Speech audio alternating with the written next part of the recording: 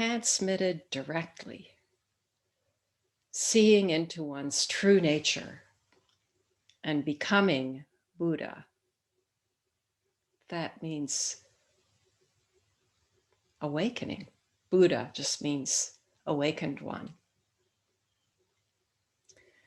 Another way of putting this is Zen is beyond words and letters. This practice is a matter of experience. We often hear the enjoinder, words are the menu, we are here to taste the feast.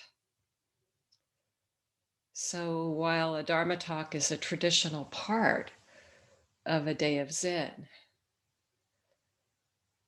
it's not a lecture, not some body of information to be taken in by your discursive mind. The invitation is to listen as if this were addressed just to you. And let whatever strikes you resound. Our last retreat at Mountain Cloud, 4 full days in late February, coincided with the full moon, called the snow moon. The light and image illumined that experience. Today, as Susan beautifully noted, today coincides with the dawning of the new moon, a perfect image for beginning. New, full of potential, a bare sliver rising in the night sky this evening. Beginner's mind is a key pointer to this practice. Whether you are new to Zen or a long-time practitioner, we are all beginners. It's a great advantage. No preconceived notions, no basis for judgment, the space of the unconditioned. What a wonder. Coming home again and again to this moment. Nothing but this. In the classic book, Zen Mind, Beginner's Mind, many of you will have read it. Shunryu Suzuki says, beginner's mind is the mind of compassion. This points to the compassion you show yourself in taking up this practice, and to the heart of compassion that includes all of us. The heart that Zen calls your true self, the true human heart. With all that's going on in the world, as we round the bend in March 2021, it's clear our hearts are breaking. Our individual hearts, and in some way our collective heart.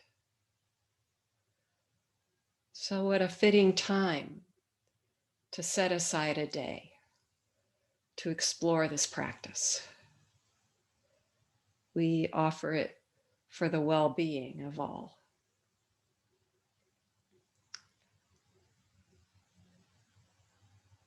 One way into this practice that is typically part of the introductory talks, wherever you might go at a Zen center, is the 4 motivations for taking up Zen practice. You know, this basic question, what brings you here? It's what my teacher asked me the first time I met him in that formal face-to-face interview. What brings you here?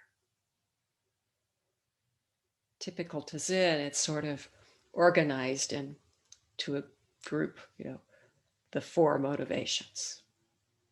So Generally, these can be named as curiosity.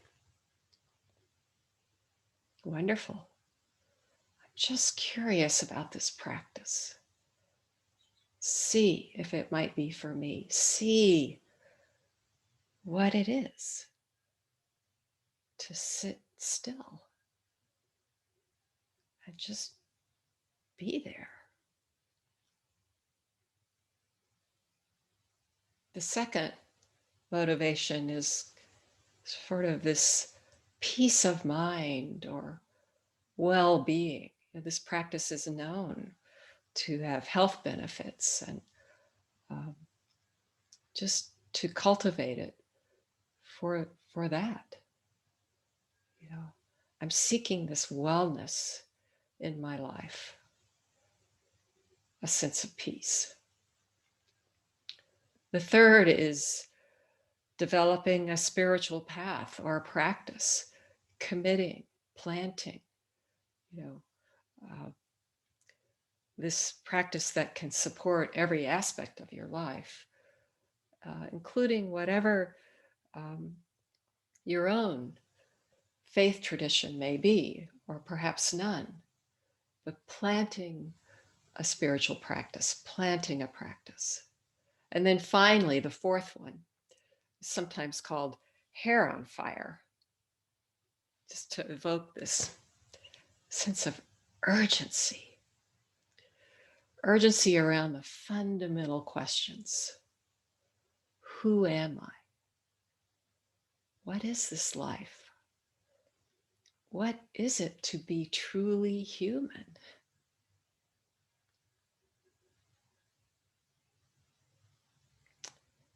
For many of us, if we come with certainly that last sense of motivation, that inspiration, it comes out of some experience of suffering, our own or perhaps the wider world. The Buddha talked about this quite a bit in his teaching, this word dukkha, Pali, Sanskrit, slightly different spelling, for sometimes translated as suffering. But it's also just a kind of dislocation or dissatisfaction. The image in dukkha is of a wheel that's misaligned with the hub. So it doesn't turn freely, it doesn't turn as it's meant to.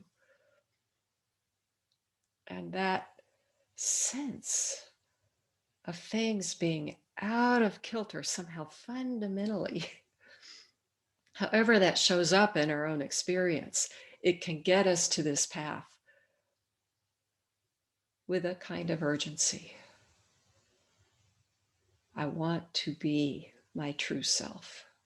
I seek that kind of alignment.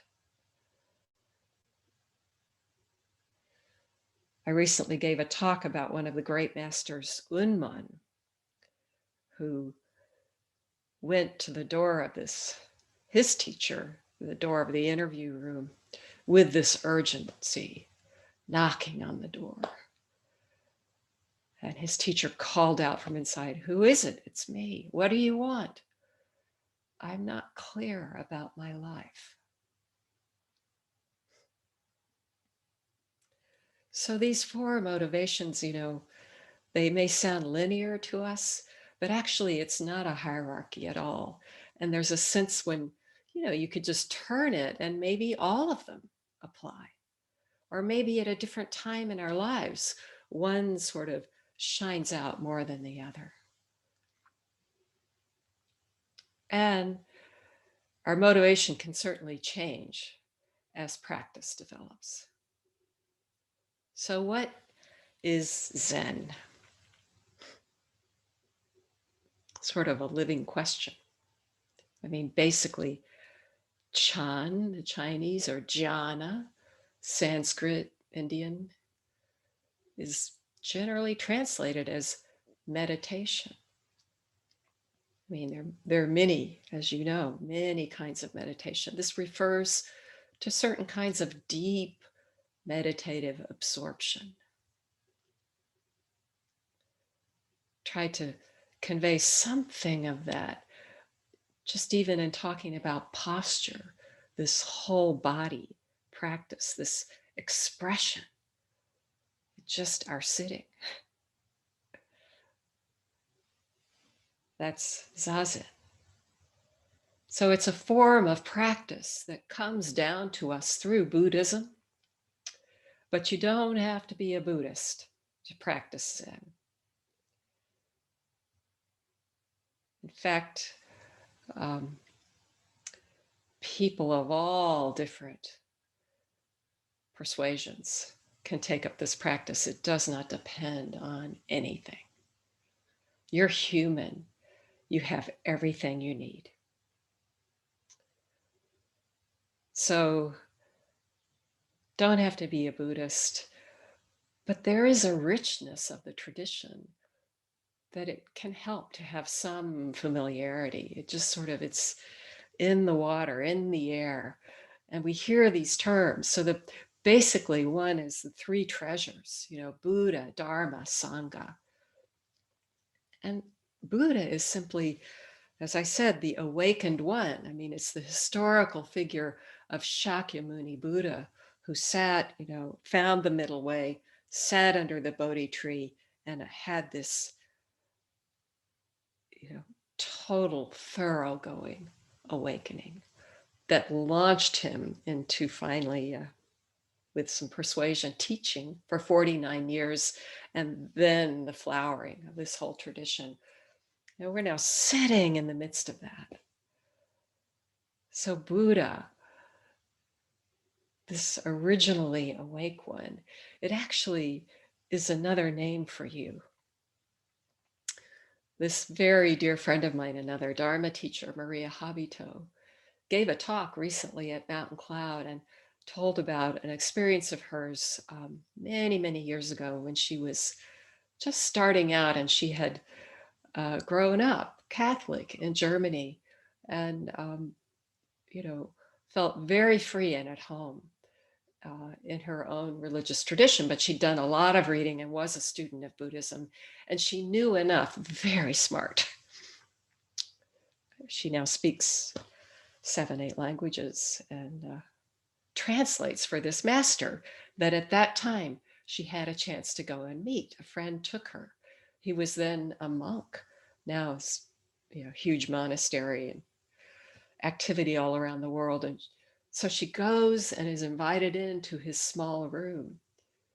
And there is an altar. And on the altar was a statue.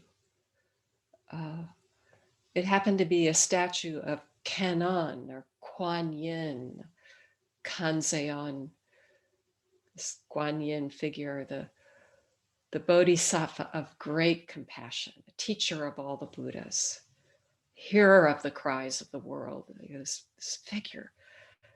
But Maria said to this monk, soon to be master, I thought Buddhism had allowed no idols. What's that on the altar, that statue? And he said, that's you.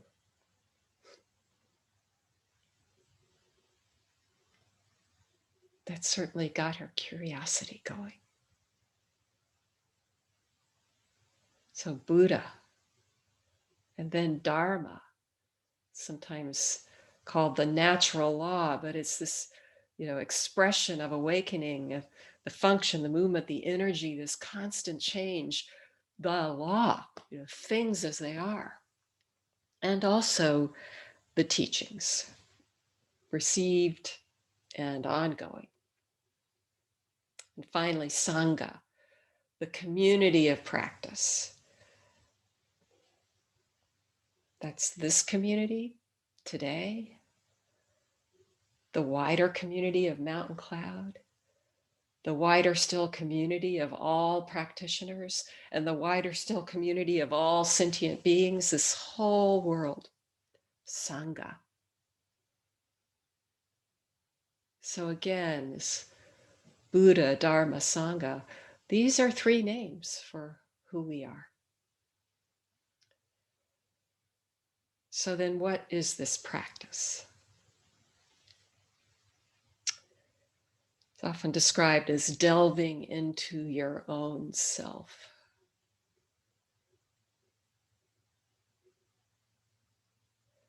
Sort of a wonderful turn, even in that description, because our sense of self is so often caught in that dukkha, that suffering, that little I, me, mine that we set up at the center of our experience, and then have to defend, and then suffer the sense of separation. So this delving into your own self, taking the backward step and shining the light inward, somehow in the course of this, that little I, well, it can get very transparent. It may even dissolve, or at the very least, it loosens its grip. We begin to see through it. So there's a process, though, of course, of settling down, allowing, discovering things just as they are. We do this by following the breath, resting in the breath. A very helpful practice is counting the breath. So if you're truly new, by all means, need not be new. I still to this day sometimes count. It can be very helpful just once you're settled into your sitting, just to, let those silent numbers 1 to 10 ride on the exhalation. And if something takes you away for a moment and you lose count, you just go back to 1. Or suddenly you may notice you're at 13, back to 1. A very helpful anchor. And in time, the counting and the breath can just become one thing. So above all, this practice is about resting, coming home to the present moment awareness. Alert, alive, aware, awake, just as it is. Silence, obviously, is key. So in a virtual day of Zen or a virtual retreat in your home environment, you can't always control the outer silence like we could and we would cultivate in an in-person day or retreat.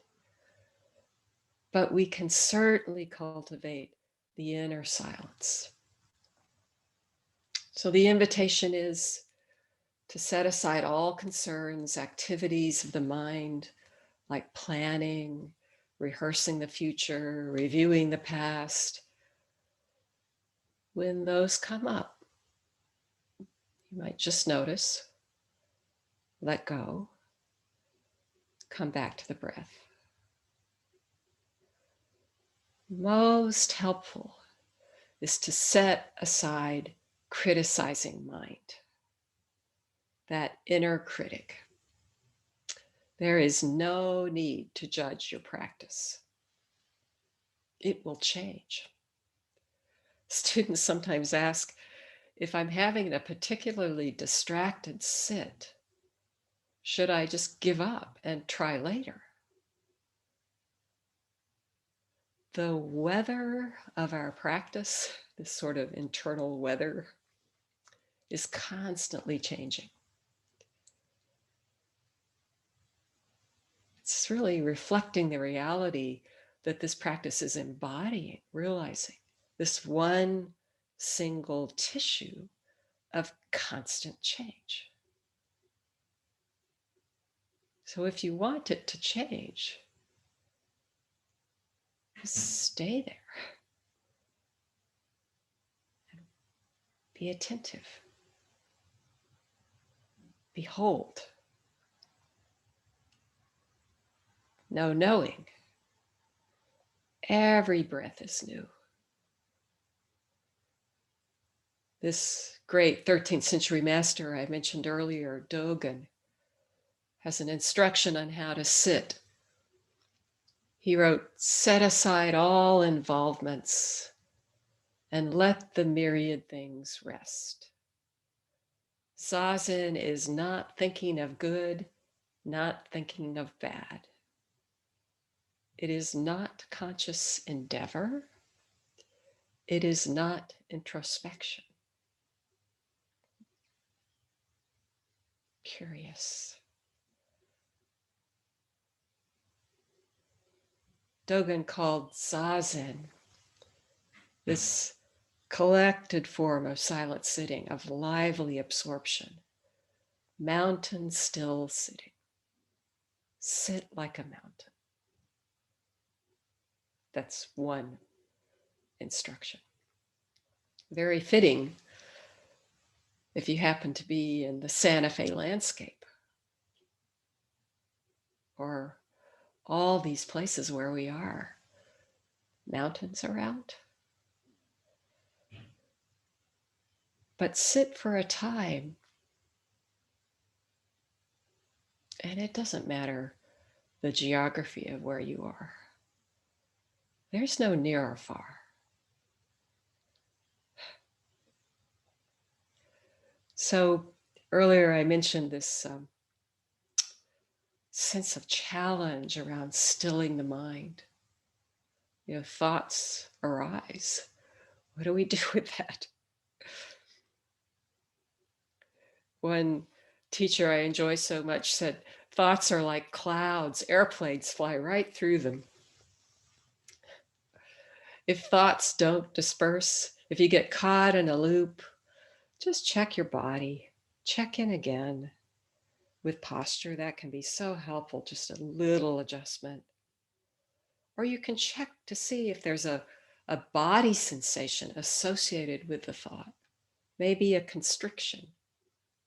There's no need to analyze. That's not what this is about. Another time. But just allow some space. It may just dissolve on its own.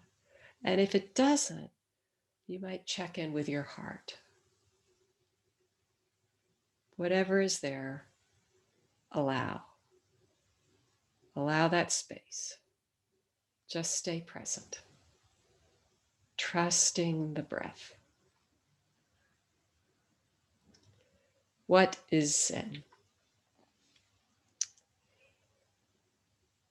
I recently heard my own first teacher, my home teacher, Ruben Habito Roshi, give a talk on what he called the Zen of Mary Oliver.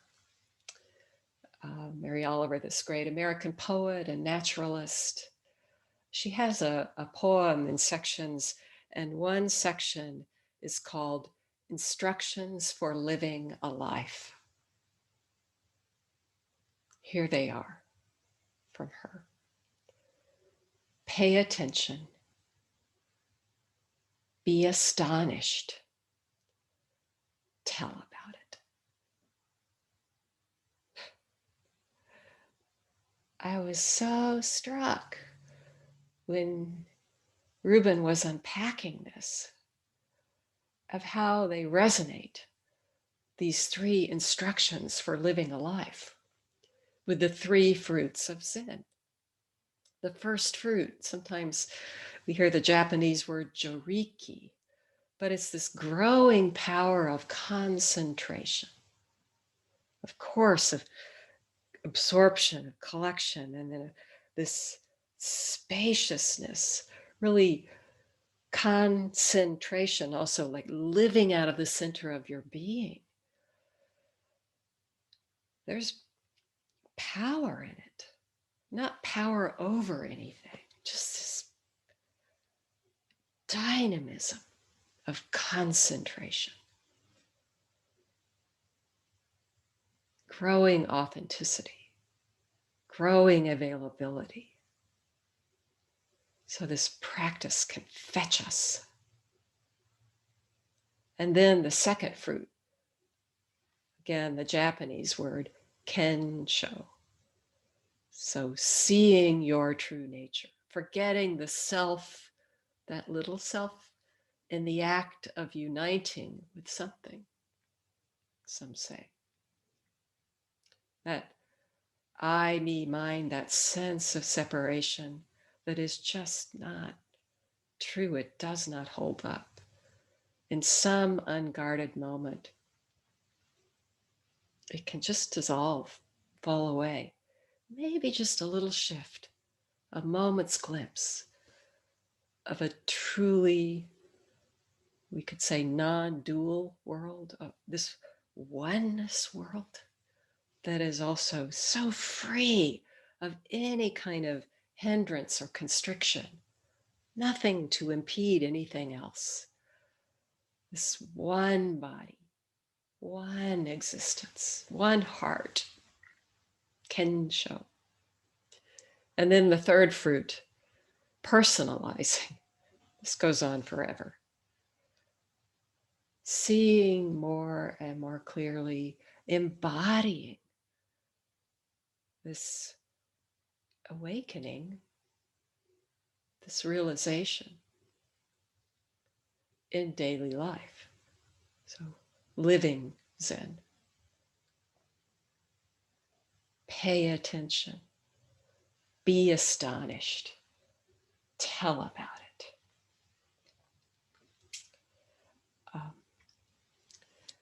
I'd like to share with you a passage from Mary Oliver that I found so evocative of one version of this second fruit, this, what she calls be astonished, or how this turning moment, which can happen in any number, myriads of ways, as many different ways as there are moments in the day, human beings.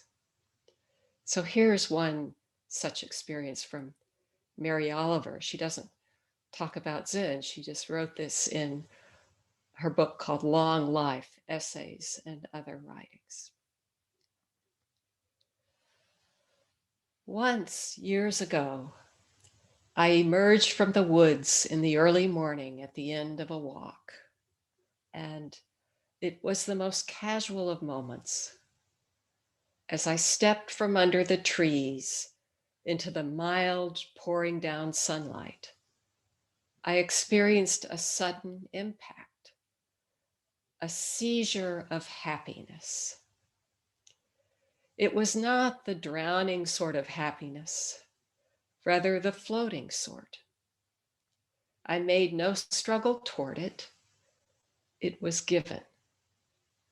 Time seemed to vanish. Urgency vanished. Any important difference between myself and all other things vanished. I knew that I belonged to the world and felt comfortably my own containment in the totality. I did not feel that I understood any mystery, not at all. Rather, that I could be happy and feel blessed within the perplexity. The summer morning, its gentleness, the sense of the great work being done through the grass where I stood, though the grass where I stood scarcely trembled. The sense of the great work being done, somehow this functioning, though the grass where I stood scarcely trembled. As I say, it was the most casual of moments, not mystical as the word is usually meant, for there was no vision or anything extraordinary at all, but only a sudden awareness of the citizenry of all things within one world. Leaves, dust, thrushes and finches, women and men, And yet, it was a moment I have never forgotten, and upon which I have based many decisions in the years since.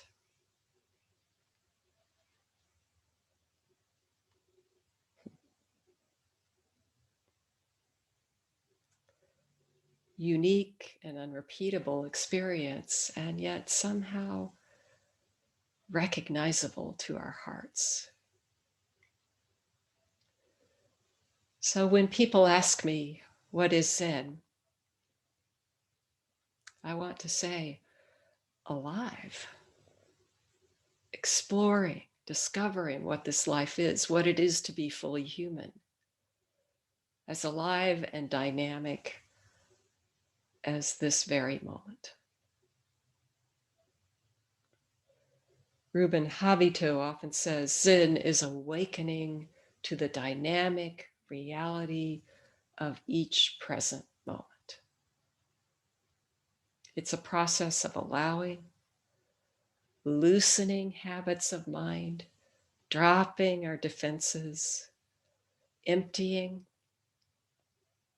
dissolving in the here and now. So at home. Just sitting in silence, this collected way of posture, breathing, stilling the mind,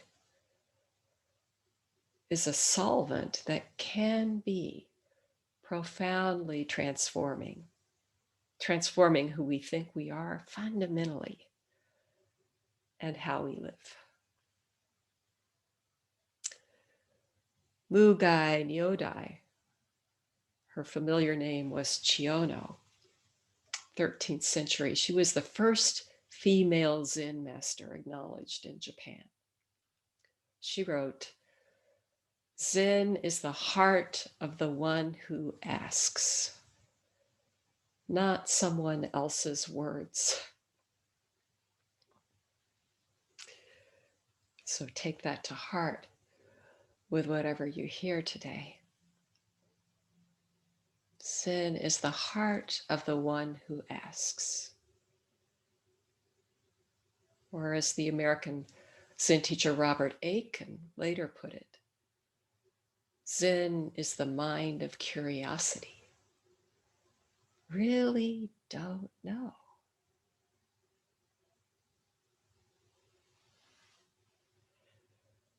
Shunryu Suzuki, this wonderful author of Zen Mind, Beginner's Mind, early teacher in the United States, wrote, treat every moment as your last. It is not preparation for something else. That's the invitation to us as we sit with the inclination, the slight tendency to want to lean forward into anticipating the next moment, or just hang back a little, holding on to the past. It's actually so much more comfortable to live in the present, fully here. It's really all there is. The more we taste it, the more it opens up, the more we open, more spacious, boundless. You might taste a sense of timeless, free. Present moment is the place of our life. So I just want to note that this practice is countercultural in that we're not trying to add anything to ourselves. It's not about self-improvement. There's nothing lacking. Just let whatever's in the way of our seeing that, let it go. Let everything go. It might sound fearful but it's actually a great relief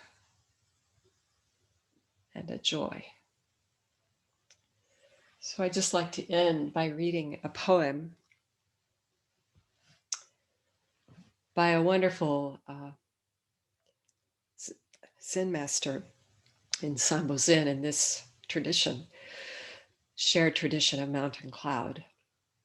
Her name is Sylvia Ostertag. She died about 10 years ago, and in her rich teaching and her own practice, she had a practice, committed practice, sitting no matter what, every morning and every night, and from time to time writing a poem that would really spring from her sitting. These are collected now in two books. They've been translated from German into English. And they're like little teachings, but somehow so alive, coming from this sitting. So this one for us today is called Beginner's Mind. Let us practice with beginner's mind. But what is beginner's mind? It is a mind which does not compare because it does not know how things should be. It is a mind for which everything is perfectly new because it does not know everything in advance. It is a mind which simply takes part in what is happening right now. What is happening right now? Breath is flowing.